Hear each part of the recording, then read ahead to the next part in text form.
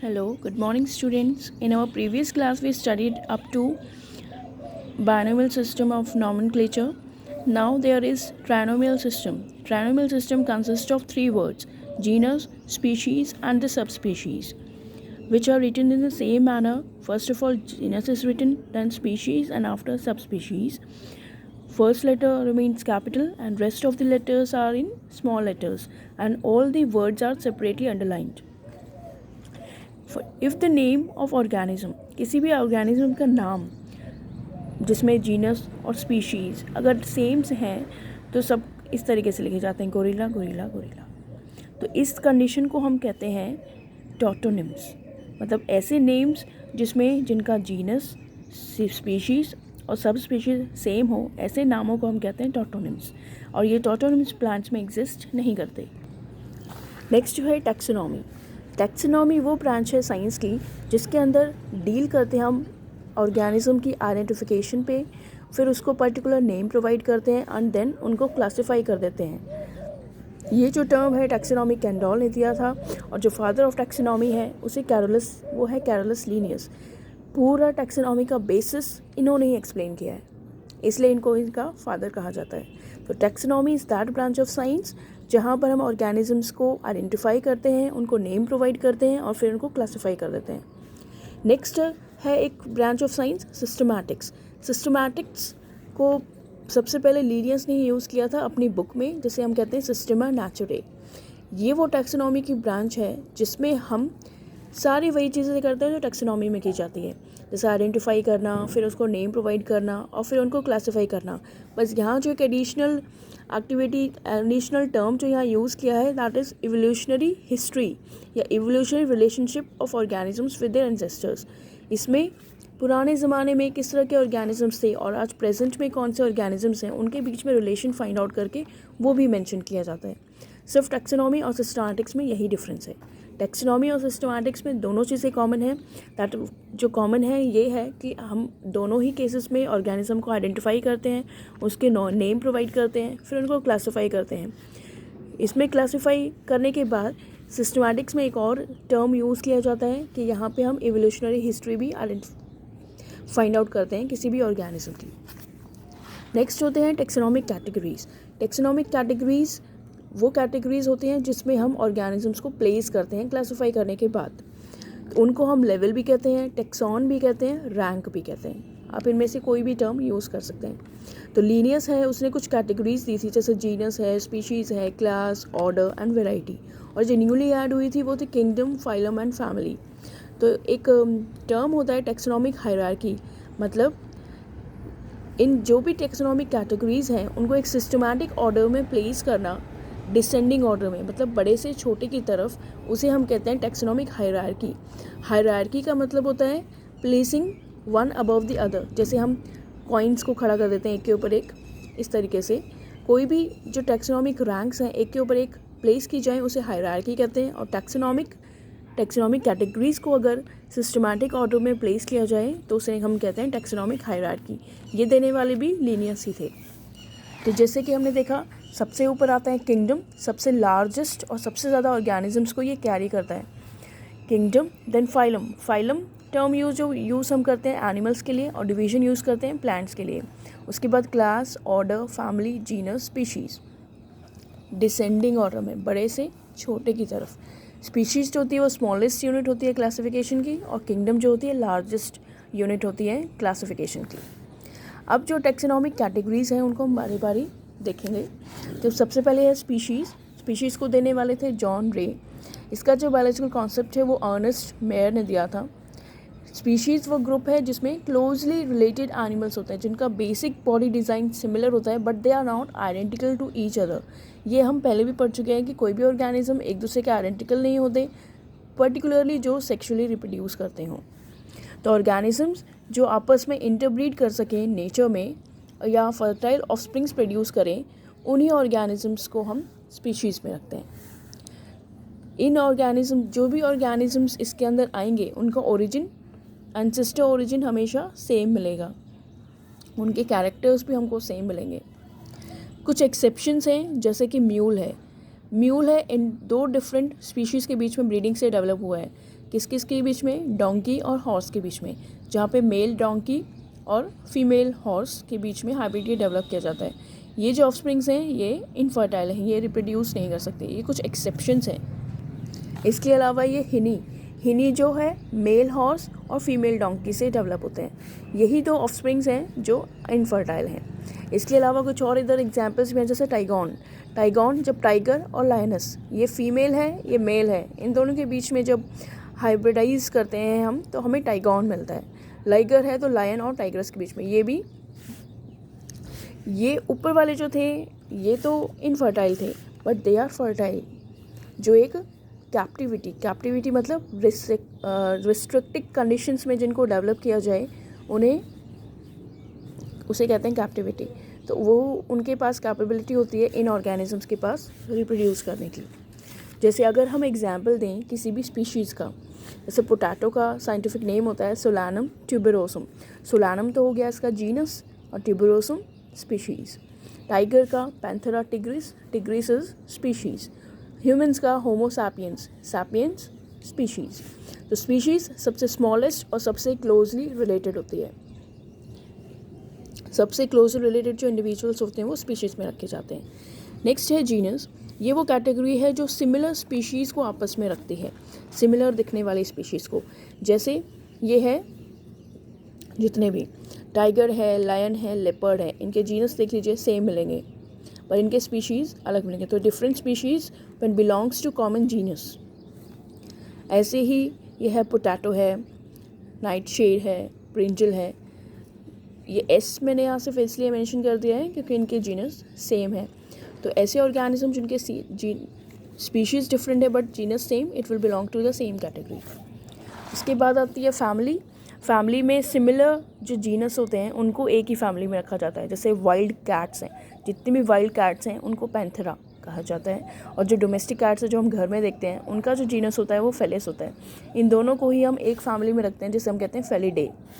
Order similar जो जितनी families हैं, सिमिलर फैमिलीज़ को एक ऑर्डर में रखा जाता है। जैसे कैट फैमिली है फेलिडे, डॉग और कैनाइन फैमिली है कैनिडे। इन दोनों को रखा जाता है कार्निवोरा में, दोनों ही कार्निवोर्स हैं इसीलिए।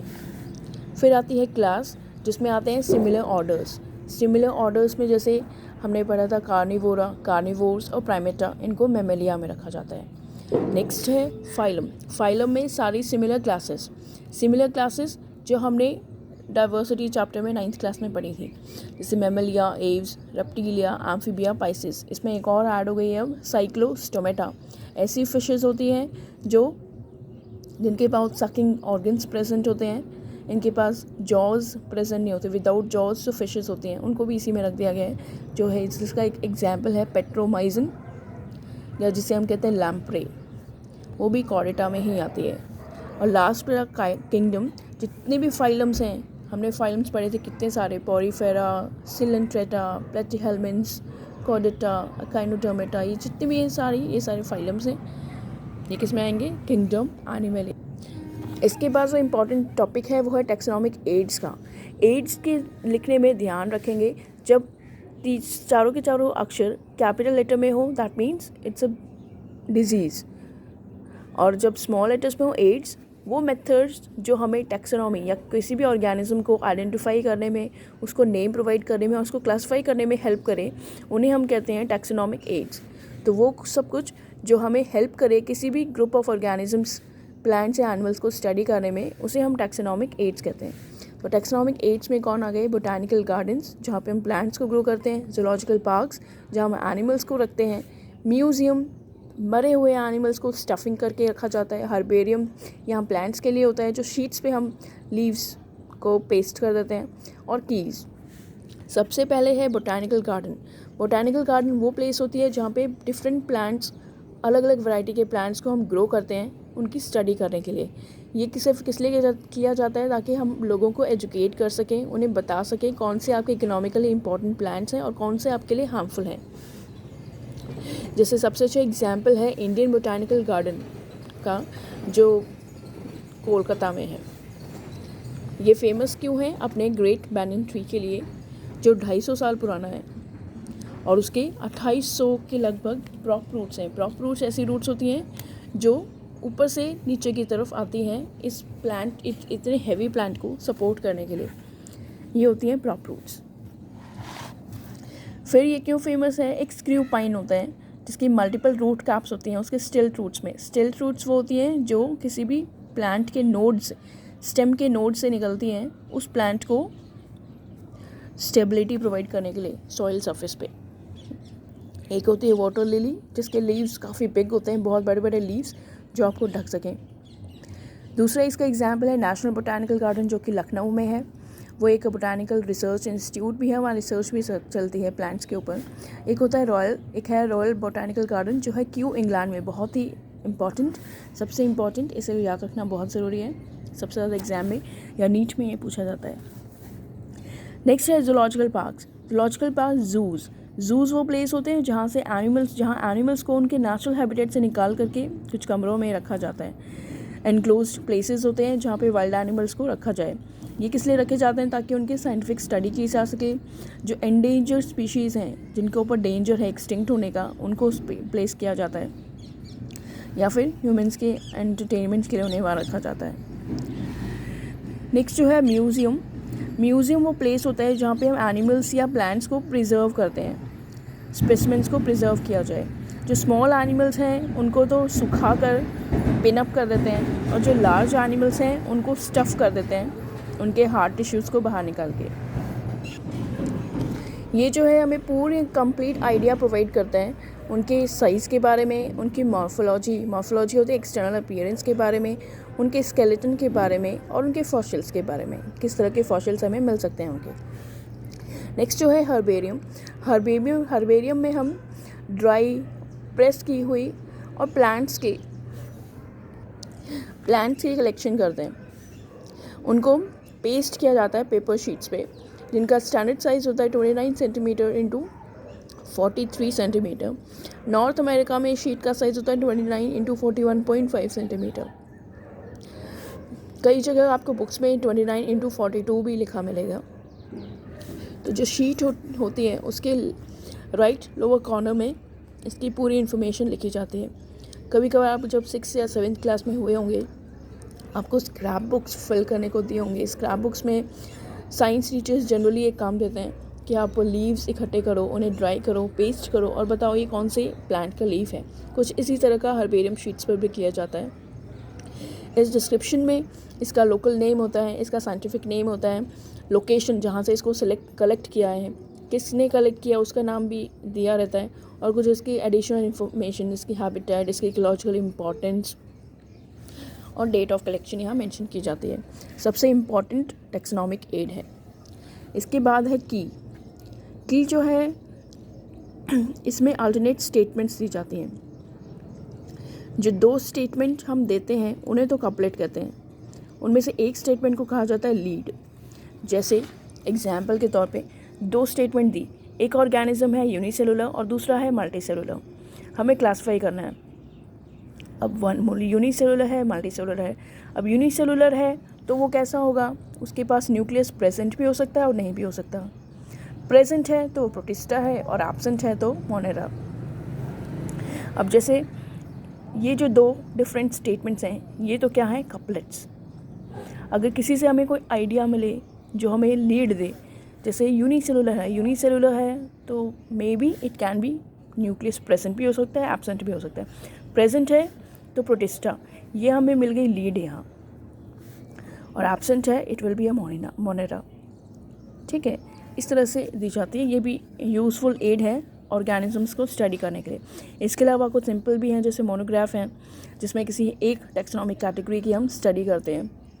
मैनुअल, जैसे प्रैक्टिकल मैनुअल्स होते हैं, उसमें बहुत सारे एक्सपेरिमेंट्स होते हैं। यहाँ पे बहुत सारी स्पीशीज़ के बारे में या पर्टिकुलर एक स्पीशीज़ के बारे में इंफॉर्मेशन होती है। फ्लोरा में हम किसी भी पर्टिकुलर एरिया के प्लांट्स के बारे में पढ़ते हैं, और फौना में पर्टिकुलर एरिया के एनिमल्स के बारे में। तो ये था आपका कंप्लीट चैप्टर। इसको रिवाइज़ कर लीजिए। इसका टेस्ट होगा आपको टेस्ट जब भी होगा आपको जल्दी बता दिया जाएगा।